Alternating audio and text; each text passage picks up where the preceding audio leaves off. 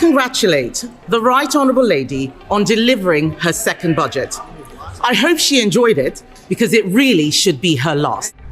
She promised that she wouldn't be back for more. She swore it was a one-off. She told everyone that from now on it would be stability and she would pay for everything with growth. Today, she has broken every single one of those promises. If she had any decency, she would resign. At the last budget, she said she was proud to be the country's first ever female Chancellor. After this budget, she will go down as the country's worst ever Chancellor. That smorgasbord of misery we just heard from her can be summed up in one sentence. Labour are hiking taxes to pay for welfare. I now call the Leader of the Opposition. Leader of the Opposition.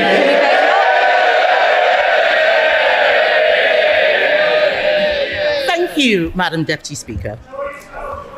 And may I congratulate the Right Honourable Lady on delivering her second budget. I hope she enjoyed it because it really should be her last. What a total humiliation. A total humiliation.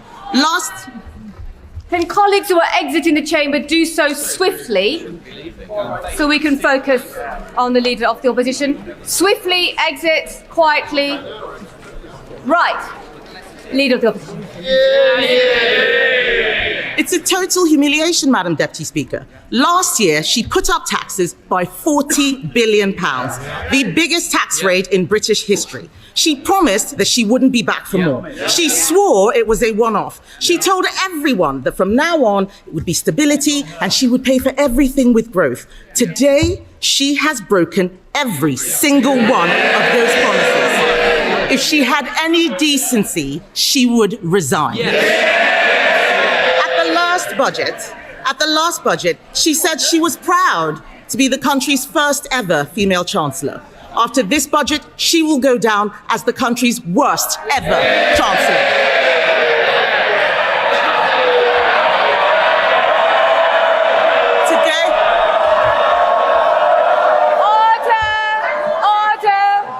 Order. And the Chief Whip in particular knows that we don't allow clapping in the chamber. Leader of the Opposition.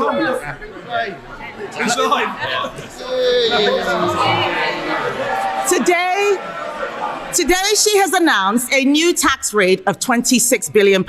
They're all cheering. Household income is down. Spending policies in this budget increase borrowing in every year. That smorgasbord of misery we just heard from her can be summed up in one sentence. Labour are hiking taxes to pay for welfare. This is a budget for Benefit Street, Madam Deputy Speaker, paid for by working people. This budget increases benefits for 560,000 families by an average of £5,000. They are hiking taxes on workers, pensioners and savers to pay for handouts to keep their backbenchers quiet. These are the same, yes, they can chanter all they like. These are these same backbenchers, Madam Deputy Speaker, who cheered last year when she taxed jobs and left more than 100,000 people without an income. They cheered because they didn't understand the consequences of what they were doing, and they still don't. Madam Deputy Speaker, it's not been an easy time for the Chancellor. No one liked seeing her sitting on those benches as it dawned on her that her own backbenchers were going to do to her political career what she's done to our economy. But she could have chosen today to bring down welfare spending and get more people into work. Instead, she has chosen to put up tax after tax after tax, taxes on workers, taxes on savers, taxes on pensioners, taxes on investors, taxes on homes, holidays, cars, I think even milkshakes, taxes on anyone doing the right thing. She and this government have lost what little credibility they had left, and no one will ever trust her again. What's amazing, Madam Deputy Speaker, is that she has the nerve to come to this House and claim this is all someone else's fault. A laundry list of excuses. Yes. Madam Deputy Deputy Speaker, they blame the Conservatives as if we've been sneaking into the Treasury under the cover of darkness to give pay rises to the unions. She inherited an economy with inflation at 2% and record high employment. She has tanked it in just over a year. Endless excuses. She blames Brexit. She blames Donald Trump. She needs to blame herself. And I've got some news for her. The Chancellor didn't seem to understand what the OBR was saying. Inflation is up, not down, and that inflation was stoked by her tax and spend decisions. The economic fiscal outlook says that they expect inflation to stay higher for longer. Everybody else has read it. She still hasn't read the OBR analysis. She blames higher than expected borrowing costs. Where does she think they came from? Those borrowing costs are driven by her lack of grip. She is paying more, you're saying us, she's paying more to borrow than Greece. She is paying more to borrow than at any point under the 14 years of Conservative government. Perhaps if Labour MPs read a book sometimes, they would know something. That includes an energy crisis, Madam Deputy Speaker. Under us, we had an energy crisis sparked by a war in Ukraine and a global pandemic. What is her excuse? What is her excuse? She is taking the public for fools, but they are under no illusions whose fault this is. The fact is, the bad choices she is making today, choices to break promises, choices to put up taxes, choices to spend more of other people's money, are because of the bad choices she made at the last disastrous budget. If you want growth, you need to start with knowing what kind of country you want to be and make a plan to get there. Create certainty for the people and businesses who will drive growth. There is no growth and no plan because Labour focused on settling scores and scratching the itches they had in opposition. She promised stability, she delivered chaos. Just look at the circus around this budget. First the leaks, then more leaks to try to undo the damage. Calling panicky press conferences, U-turning on her U-turns, rolling the pitch one day only to plough through it the next. She had the cheek to talk about stability, Madam Deputy Speaker. She has become the first Chancellor in history to release the whole budget ahead of time. This is extraordinary. It tells you everything you need to know about her grip on the Treasury. She's making the UK a shambolic laughingstock to international investors, and if she doesn't resign for breaking her promises, she should sure as hell go for this.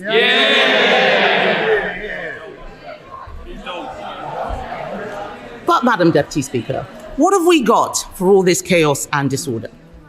There are 1 million more people claiming universal credit than there were at the time of the last budget. Government spending, up.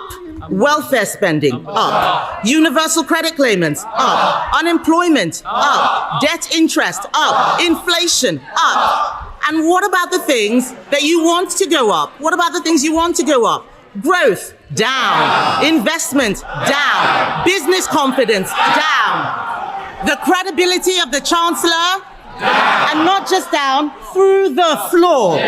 These figures are shocking. Does she really think that anyone will be confused by the sleight of her hand that she had in her speech? Her speech today was an exercise in self-delusion. Today, she had an opportunity to apologize and show some humility. Instead, we've been fed puff pieces in the Times and the FT showing a woman wallowing in self-pity, whining about mansplaining and misogyny. Madam Deputy Speaker, let me explain to the Chancellor, woman... Order. Colleagues need to simmer down, most definitely, and just breathe a little and allow the leader of the opposition to be heard. Leader of the opposition. All we've had is wallowing in self-pity and whining about misogyny and mansplaining. So, Madam Deputy Speaker, let me explain to the Chancellor, woman to woman. People out there aren't complaining because she's female. They're complaining because she is utterly incompetent.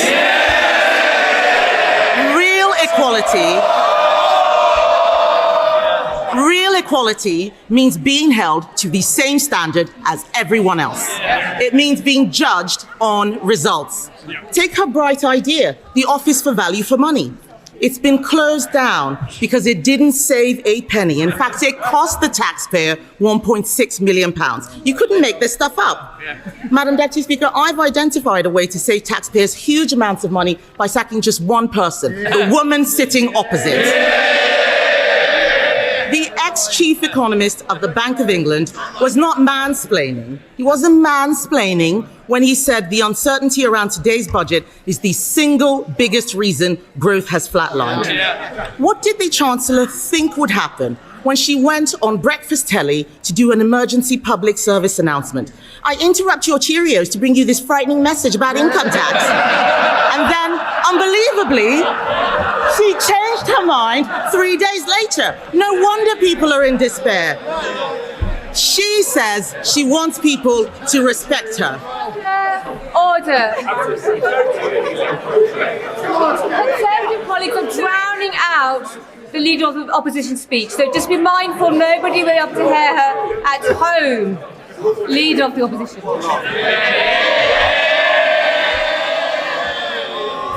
Madam Deputy Speaker, she says she wants people to respect her. Respect is earned. She apparently told Labour MPs this week, I'll show the media, I'll show the Tories, I will not let them beat me. Show us what? Making stuff up at the dispatch box, incompetence, chaos, and the highest tax burden in history. She said to them, Madam Deputy Speaker, I'll be there on Wednesday, I'll be there next year, and I'll be back the year after that. God help us. She is spineless, shameless, and completely aimless. Talk to any business. Talk to someone looking for a job.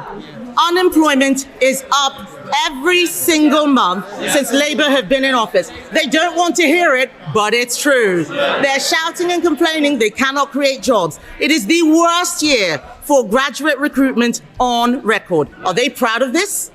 Companies like Merck and Ineos slashing investment plans. Order. If you're on the front bench, I can obviously see you, Mr. Kyle. And there's no need for you to be chuntering this now. They can see and hear you as well. Leader of the opposition. Thank you, Madam Deputy Speaker. They don't want to hear the truth, but I'm speaking for all of those people out there who are sick of this government. Companies like Merck and Ineos are slashing investment plans. The construction sector has shrunk. How is that house building target going, by the way? I'll tell you, Madam Deputy Speaker, they are miles behind and won't even come close to what we achieved. Business confidence is at record lows. No wonder today future growth has been revised down in every year of the scorecard. The papers are reporting that 1 in 8 business leaders is planning to leave Britain. Even one of Labour's biggest ever donors, Lakshmi Mittal, has fled the country. Fled. With the passport. What we have in front of us is a budget littered with broken promises.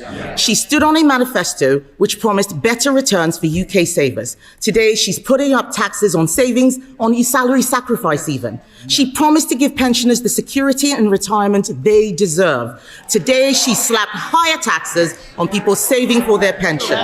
She promised to make Britain the best place in the world to invest and do business. Today, she has raised the dividend tax rates.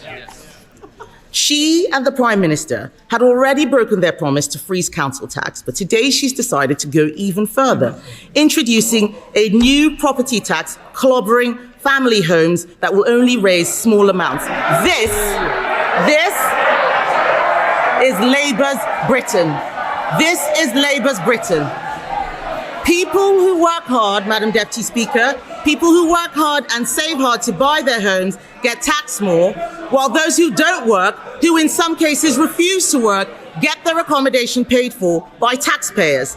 And then to top it all off, because taxing your home, your car, your savings and your pension wasn't enough, she has, by her own admission, broken her manifesto promise on income tax. Because in the last budget, she said, and I quote, "I am keeping every single promise on tax that I made in our manifesto, so there will be no extension of the freeze in income tax thresholds." She said in that budget that extending the threshold freeze would hurt working people and take money out of their payslips. But today, she has done exactly that. Why should anyone believe anything she's promised in this budget? And so where is the money going? Small changes to rail fares and prescriptions, these are distractions while she steals your wallet. The real story here, Madam Deputy Speaker, the real story is that Labour have lost control of welfare spending. Not only will working people have their tax thresholds frozen while benefits go up in line with inflation, not only have Labour abandoned reforms that would have saved the taxpayer £5 billion after pressure from these backbenchers, today they have added another £3 billion to the bill by scrapping the two-child benefit cap. We introduced that cap, Madam Deputy Speaker, because it means people on benefits have to make the same decisions about having children as everyone else.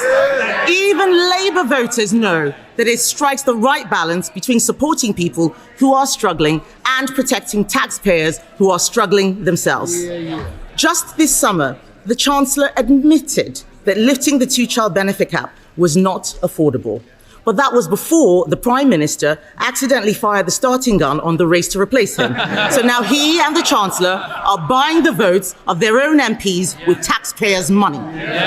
If she wants to reduce child poverty, she should stop taxing their parents and stop destroying their jobs.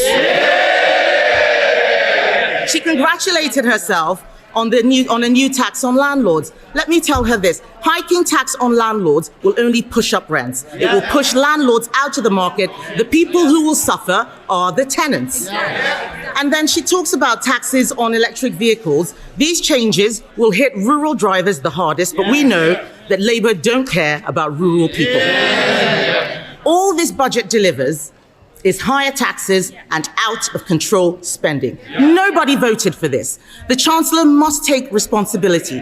She chose to impose the jobs tax, driving unemployment higher month after month. She chose to abandon welfare reform, meaning the benefits bill is spiralling. She chose to spend more and more money she didn't have, leaving taxpayers to foot the bill. She is out of money, out of ideas, out of her depth, and she has run out of road.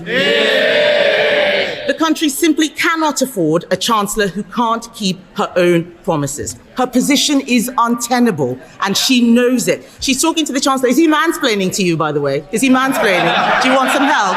Would you like some help?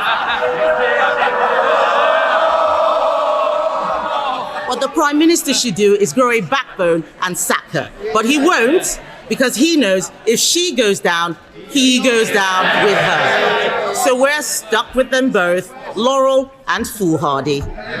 Does she have any sympathy for the people facing Christmas without a salary because of her jobs tax?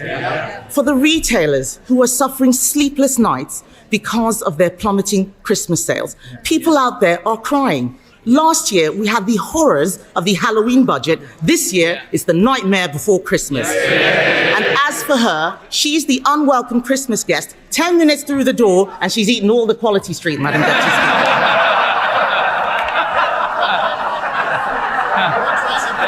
But let me tell